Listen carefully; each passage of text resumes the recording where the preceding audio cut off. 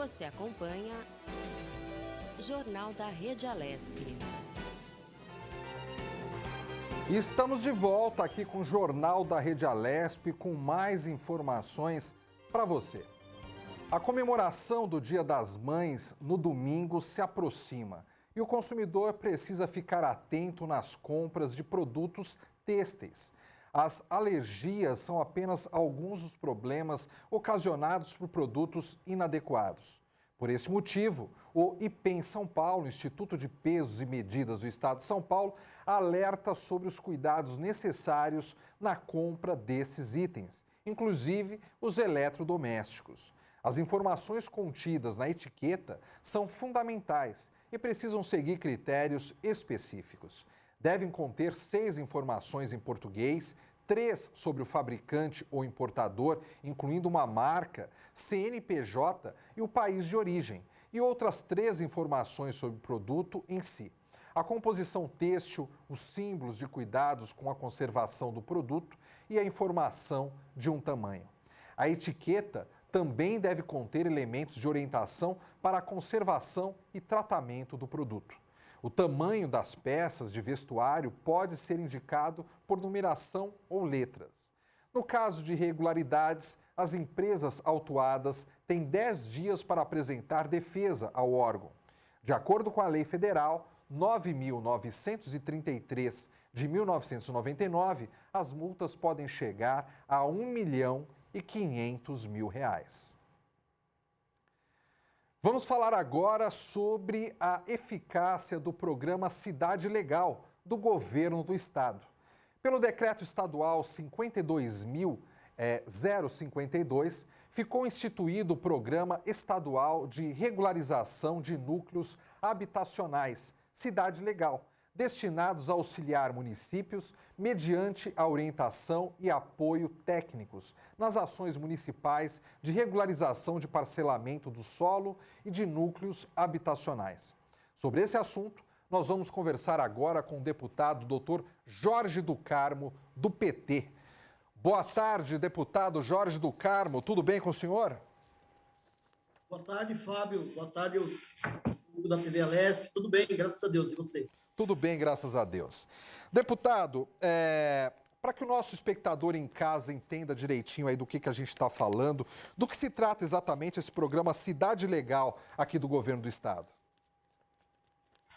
O programa Cidade Legal, como você bem mencionou, ele foi instituído pelo decreto 052 de 2007, e quem coordena esse programa é a Secretaria de Habitação do Estado, um programa do governo do Estado, coordenado pela Secretaria de Habitação. O objetivo desse decreto é estabelecer convênios com os diversos municípios, com os 645 municípios do nosso estado, se o caso, com o objetivo de ajudar, auxiliar, dar suporte técnico para os municípios do nosso estado na questão da regularização, que é um problema tão premente no nosso estado, especialmente na Grande São Paulo e no município de São Paulo. No interior, talvez não tenha tanto esse problema, na cidade do interior, mas na Grande São Paulo, principalmente, nós temos muitos problemas de falta de regularização e os municípios, muitas vezes, não têm técnicos, não têm suporte, pessoas com capacidade técnica, nem estrutura, para promover a regularização de núcleos, denominados núcleos informais, mas, na verdade, são loteamentos irregulares ou clandestinos que são implantados ao arrepio da lei. Deputado Jorge do Carmo, eu lembro que ao longo da minha carreira eu já fiz algumas reportagens sobre essa coisa de regularização de imóveis. Se realmente você vai para a periferia de São Paulo, uma parcela grande daquelas casas construídas na periferia não está certinho, né? Qual que seria o primeiro passo por meio dessa lei para que uma família conseguisse a regularização do seu imóvel? A iniciativa, Fábio, tem que ser do município, do prefeito, da administração local, da prefeita ou do prefeito. O convênio é entre o município e a Secretaria de Habitação do Estado.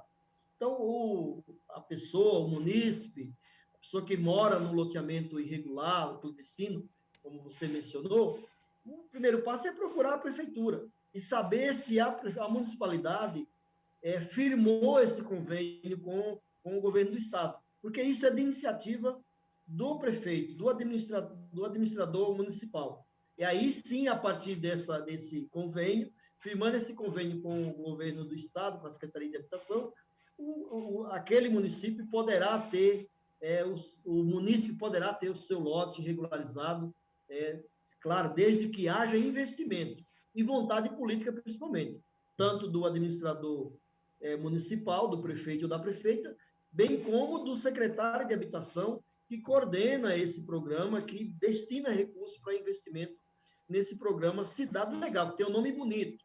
Cidade Legal significa legal do ponto de vista urbanístico e também do ponto de vista registrário, do ponto de vista da segurança jurídica, da documentação, da certeza de que a pessoa vai ter o seu documento, a segurança jurídica do seu imóvel. Eu achei bem interessante quando o senhor fala da vontade política, né, deputado? E também precisa haver, acredito eu, um bom senso administrativo, porque muitas vezes a família já está naquele imóvel há décadas, né? E a família quer, obviamente, ter o contrato do imóvel, tudo direitinho, mas tem até medo, às vezes, de procurar uma prefeitura e seja cobrado dele um valor muito alto, porque ele já está ali morando há muito tempo, né, sem pagar impostos, muitas vezes. Então, quer dizer, precisa também haver esse bom senso por parte das administrações para que ela não acabe afugentando o morador. Pelo contrário, acabe atraindo, haja esse diálogo, essa conversação para que seja o melhor, tanto para o município quanto para a família que é proprietária do imóvel, né? Sim, mas uma coisa que é bom ressaltar, Fábio, é que a população, especialmente as pessoas que moram na periferia, na região mais longínqua do centro, onde tem esse problema mais premente, elas não têm, elas têm vontade de pagar imposto. Elas querem regularizar o seu imóvel. Porque isso é uma coisa que as pessoas mais gostam, é de pagar pelo seu imóvel IPTU, por exemplo, e ter a sua segurança. Ela ter a certeza de que ela não vai perder o seu imóvel. Agora, evidentemente que é preciso, não basta só pagar IPTU, é preciso ter também a infraestrutura. E aí que entra também esse programa.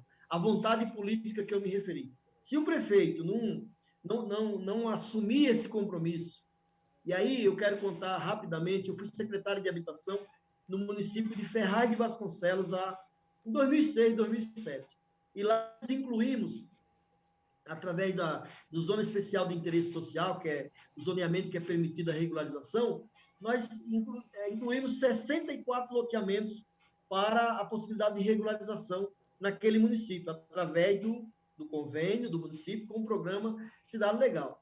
E pasmem, Fábio, depois eu cheguei à Assembleia em março de 2019 e fui verificar quantos loteamentos haviam sido regularizados, eu fiquei lá 2 anos e meio. Pasmem você, só tinha 4 loteamentos que estavam incluídos nesse programa, ou seja, tinham sido priorizados. Isso significa vontade política. Exatamente. Se o prefeito não tiver vontade política de destinar recursos, de encaminhar, de fazer aquilo que está na sua competência e ao seu alcance, nada acontece. Então, o programa tem um nome muito bonito, Cidade Legal, olha que bonito. Mas se não tiver vontade política, tanto do prefeito, da administração local, como do governo do estado, ele não anda, fica só no papel, fica só na nomenclatura Cidade Legal. E a gente não quer mais um programa que fique só na nomenclatura, não é isso, deputado? Deputado, muito obrigado pela sua participação mais uma vez aqui no Jornal da Rede Alesp, viu? Estou à disposição, né? Aquilo que tiver ao meu alcance, eu sou um defensor desse programa, da regularização, da segurança jurídica. Aquilo que o nosso mandato puder fazer, vai fazer sempre. Já destinei recursos para vários municípios, para Itaquaquecetuba, para Ferraz de Vasconcelos, para Embu-Guaçu, porque eu acredito na possibilidade desse programa ter eficácia. E para ter eficácia precisa de investimento e de vontade política, como eu mencionei. Então, obrigado mais uma vez, boa tarde, bom trabalho. Agora vamos com mais uma entrevista, a última entrevista do dia, né? Vamos falar sobre o PL 269 de 2021, que cria o adicional de periculosidade para os ocupantes do cargo de agente de apoio socioeducativo da Fundação Casa. Sobre esse assunto, nós vamos conversar agora com o deputado Emídio de Souza, do PT. Boa tarde, deputado. Tudo bem com o senhor? Eu acho que o seu microfone está fechado. Boa tarde, como é que está você? Tudo bem? Eu estou bem, acompanhando. Graças a Deus. Muito bacana, então tá bom. Deputado, Ao seu dispor. Deputado, por gentileza, fale sobre esse PL, do que se trata exatamente para que o nosso espectador consiga entender em casa. Olha, os agentes de socioeducativo da Fundação Casa, eles fazem um trabalho essencial, né? Não apenas socioeducativo, mas também ele tem uma faceta de segurança, né? Ele tem uma faceta de segurança porque eles trabalham diretamente com isso. Qualquer tentativa de qualquer problema, qualquer desentendimento ali dentro de qualquer unidade, eles são os primeiros a tomar contato com aquela situação. O que traz para eles, evidentemente, uma gravidade, né, no exercício dessa função. Então, nosso projeto de lei ele é para criar o adicional de periculosidade, né, de 30% sobre o salário para esses profissionais, né? Isso eu acho que é uma coisa importante. As unidades da Fundação Casa, todo mundo sabe, ela tem uma diferença das prisões, do que faz ali o agente penitenciário, mas ela tem uma dose de perigo, né? Eles convivem ali, eles vivem ali, eles estão em todo momento em contato com eles. E apesar, tem alguns muito jovens, mas tem alguns já mais fortes. Então, o perigo é constante. Eu acho que é mais do que justo reconhecer o trabalho desses profissionais e conceder o adicional de periculosidade a eles. Deputado, hoje em dia, o senhor que defende aí essa causa, o senhor deve ter contato com muitos desses agentes, né? Até para formular ali o PL. Como é que é o trabalho desses agentes? No dia a dia, o senhor falou que eles têm contato, às vezes, com jovens ali que já são infratores até com certa periculosidade. Como é que é o dia a dia desses agentes dentro desse serviço penitenciário ligado aos jovens?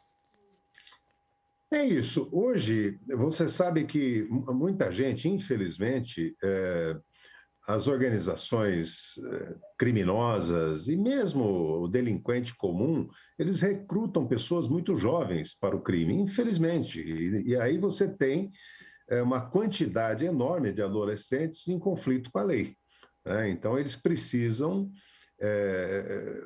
passar ali, ficar ali, internados na Fundação Casa, né? Não é medida restritiva de liberdade, mas não é uma prisão igual. Eles também têm aula, eles estudam, é um tratamento como preconizado pelo ECA, pelo Estatuto da Criança e Adolescente. No entanto, eles vêm de uma situação de violência, né? Eles vêm de um mundo de violência e estão ali para ser reeducados, para ter uma reinserção social. Ali tem um objetivo mais claro de reinserção social. Por isso que o trabalho é socioeducativo. Então, não dá para você fazer um trabalho socioeducativo sem contato com os adolescentes. Você tem que ter contato com eles. E o contato com eles nem sempre é uma coisa tranquila, né? É uma coisa... Você pode ter situações de desentendimento, de inconformismo, ele não está conformado de estar ali, sabe? Restringir a liberdade de um jovem já é uma coisa complicada. Então, o principal trabalho feito com eles é muito ali pelos agentes socioeducativos. Então, o perigo, eles têm que fazer esse trabalho, é muito importante o trabalho deles, mas, gente, evidentemente que ele traz um risco. Por isso, o adicional de periculosidade, que outras categorias já recebem, e é importante que eles recebam também. Como é que se chegou até um percentual desse adicional de periculosidade? O senhor falou, acho que em torno de 30%, né? Como é que se chegou a isso? Porque o adicional de periculosidade, normalmente, ele é 30%. Eu fui prefeito de Osasco 2 vezes, e lá nós criamos isso também, e é importante sabe, para qualquer profissional de segurança. Ele é normalmente calculado em 30%. Né? O de periculosidade, às vezes o de insalubridade também é calculado nessa média. Então, nós não criamos números, nós fomos o que é prática comum, já é onde tem auxílio periculosidade, né? Então, é essa a ideia, não foi nenhuma criação específica, não buscamos um número mágico. Nós fomos ali e agora vamos iniciar uma discussão. O projeto vai propiciar uma discussão com os deputados na Assembleia, né? Eu espero que as pessoas se abram, desde a tramitação nas comissões, até no colégio de líderes e até chegar no plenário, vai ter tempo de se discutir sobre tudo, inclusive sobre o percentual, sobre como é que vai ser a aplicabilidade, quem é que vai atribuir. Nós estamos colocando que a atribuição desse benefício deva ser feita pelo presidente da Fundação Casa. Mas nós podemos, um projeto sempre pode sofrer mudanças. Agora, a pauta está colocada, é muito importante, há uma ansiedade da categoria por essa reivindicação, ela é muito justa, e eu vou dedicar o meu mandato nos próximos meses também à aprovação desse projeto de lei. Deputado, é claro que o projeto vem em ótima hora, afinal está se trabalhando nisso agora, vendo a necessidade e tentando encontrar uma solução. Mas como o senhor mesmo falou, o trabalho do agente, ele sempre tem que ser muito próximo ali do jovem, até por essa questão de voltar a colocar o jovem no caminho certo ali. Então precisa ter esse contato mais próximo, esse contato mais de orientador, e aí que corre o perigo. Por que isso não foi feito antes? Por que esses agentes, muitas vezes, parece que eles ficam ali, se prende o jovem, né? Se deixa o agente ali para cuidar, só que não dá as devidas condições para que esses agentes façam o trabalho socioeducativo deles. E aí, quando existe até algum problema um pouco mais grave, culpa-se o agente, né? Então, eu acredito que é uma classe bastante desfavorecida, né? Parece que nada do que ele faz está bom para a sociedade, né? É uma situação muito difícil, porque você trabalha com o que foi, ou com o que a sociedade gerou, né? A sociedade que gerou, sabe, o menor, o adolescente em conflito com a lei, com as causas sociais que todos nós conhecemos. Então, há que se tratar dessa questão. Então, o objetivo da Fundação Casa é exatamente a ressocialização. E tem muita coisa na nossa legislação, nos direitos dos funcionários públicos, daqueles que trabalham, sabe, com as mais diversas áreas do serviço público, que precisa ser reconhecida. Por isso que existe a Assembleia, por isso que nós somos deputados, por isso que as pessoas reivindicam, sabe, é conquista atrás de conquista. Por exemplo, quando foi para a vacinação, inicialmente, a vacinação agora da Covid, inicialmente eles não estavam, né? Depois nós conseguimos ampliar isso. Agora nós precisamos essa conquista que é uma coisa mais definitiva. Há uma mobilização na categoria em torno dessa questão e eu espero que seja vitoriosa. Nós precisamos lembrar sempre assim, olha, tem uma coisa com funcionário público. A sociedade, muitas vezes, foi ensinada de que o serviço público é uma coisa desleixada, onde ninguém trabalha, onde não faz nada. Funcionário público tem uma imagem, sabe, de muitos, né, ficam, até gente em campanha, fica falando, vou acabar, vou privatizar, acabar com essa história de funcionário público.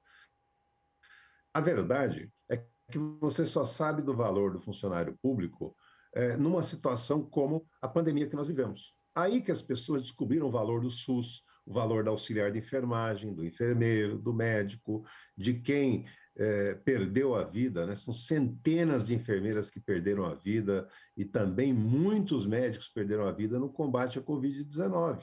O trabalho dos policiais é serviço público. O trabalho dos bombeiros é serviço público. Os trabalhos dos agentes socioeducativos da Fundação Casa é serviço público. Então, nós precisamos readquirir, como país, como Estado, como sociedade, nós precisamos adquirir respeito, sabe, pelo trabalho público, pelo trabalho do serviço público. Evidente que você pode ter desvio, pode ter isso, pode ter... Evidente que pode. Evidente, é claro. Como pode ter também na iniciativa privada. Então, nós não podemos transformar a exceção, sabe, na regra. como se fosse todo funcionalismo. Não, não é. Eu falo o seguinte, ó, professor, por exemplo, quando dá a hora de começar a aula, é muito difícil o aluno chegar na classe e o professor não está lá. Sabe? É muito difícil o funcionário da Fundação Casa não estar lá no horário de abertura do seu turno, porque o outro tem que ir embora e não pode ficar sem ninguém. Então, dizer que essas pessoas não têm responsabilidade, não merecem um plano de carreira e benefício na carreira, não é uma coisa correta. Merece, eu tenho a maior convicção desse projeto que eu apresentei, ele está em sintonia com o que eles buscam, né? E eu espero que haja compreensão de todas as bancadas na Assembleia e depois do governador João Dória para a sanção da lei. Então, deputado, só para a gente encerrar aqui, para ficar bem claro para o nosso espectador, esse projeto 269, qual que é o trâmite dele aqui dentro da Alesp a partir de agora? Olha, o projeto agora segue para as comissões, né? Ele é distribuído para as comissões que dizem respeito a ele. A primeira é a Comissão de Constituição, Justiça e Redação, que eu também faço parte dela. Ele tem que ser aprovado. Se ele for aprovado nessa comissão, ele segue para outra, né? Provavelmente para a de administração pública, de finanças, né? Aprovado nessas, provavelmente umas 3 comissões, aprovado nessas 3, aí ele entra em condições de ser votado no plenário. Ele entra na fila para ser votado pelo plenário, ou por fila ou por acordo de lideranças, da maneira que for. Também, se o presidente da Assembleia, ou o Colégio de Líderes, resolver apressar esse caminho, ele pode convocar um congresso de comissões. Essas 3 comissões que eu falei, ele pode juntar todos num congresso de comissões e, numa só reunião, aprovar tudo, e daí você já fica em condições de ser pautado no plenário. Esse é o caminho que nós vamos ter que fazer agora, né? Ele deve estar indo para a CCJ, se já não chegou, e iniciar todo esse processo legislativo. Deputado, só mais uma pergunta. Até o exato momento, a receptividade do projeto junto aos seus colegas tem sido boa? As pessoas estão falando com o senhor a respeito do projeto? Tem sido boa porque tem muitos deputados que têm relação com agentes socioeducativos, né? Tem deputados de origem policial, tem deputados que conhecem, tem deputados com origem em trabalho social. As pessoas estão recebendo bem. Eu acredito que nós temos condições de aprovar esse projeto. É claro que depende muito, ao final, da orientação da liderança do governo sobre essa questão. Então, o líder do governo, o deputado Camarinha, nós vamos dialogar em torno desse projeto, da importância, porque quando o líder orienta a bancada do governo, aí as coisas facilitam, né? Quando ele orienta em sentido contrário, as coisas dificultam. Perfeito. Deputado Emídio de Souza, do PT, muito obrigado pela sua participação aqui no Jornal da Rede Alesp. Obrigado a você, boa tarde a todos. Boa tarde.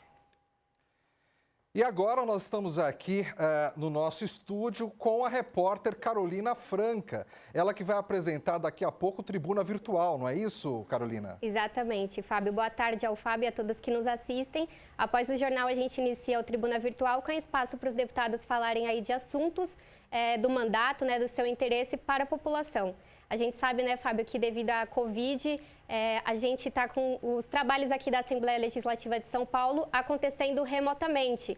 Então, o Tribuna Virtual faz aí o papel do pequeno e também do grande expediente. Isso é muito interessante, né? Porque em nenhum momento a Alesp parou. Todos os trabalhos continuam.